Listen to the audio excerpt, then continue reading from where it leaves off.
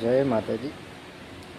અત્યારે છોકરા ટોટલી બધા મજૂરી કરતા જ હોય છે, પણ એવું કહેવું છે કે છોકરો છે ને પોતાનું આખું ઘર ચલાવતો હોય છે, પણ મજૂરી કરવા જાય ને એટલે એ નહીં જોતો કે આમાં કોણ છે, કેટલું વસ્તુ છે. કોઈ પણ મજૂરી કરતો જ હોય છે, ઉપાડતો હોય કે ગમે, પણ એની મજબૂરીઓ એનું ઘર ચલાવવા માટે કરતો હોય છે, બરાબર.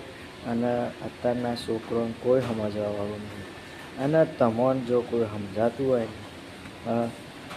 તો કોમેન્ટ કરો કે અમને સમજાય છે. અને પોતાના છોકરાને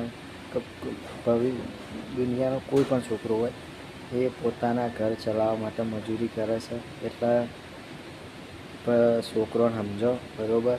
અને પોતાની ઇમેજ પણ ખરાબ કરીને પૈસો કમાવશે, પણ ઘર ચલાવશે. અને આ છોકરો છે, એને ઘર ચલાવવા માટે જવાબદારી આવે. અને જન્મ એટલે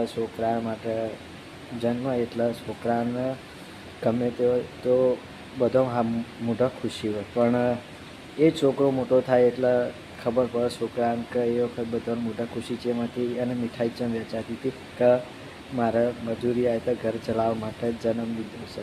અને આ જ દુનિયાની હકીકત છે કે છોકરો મજૂરી કરે, ઘર ચલાવે, બસ એ જ દુનિયાને સાચું સમજાય. પણ છોકરાને સમજો તમે, બરાબર.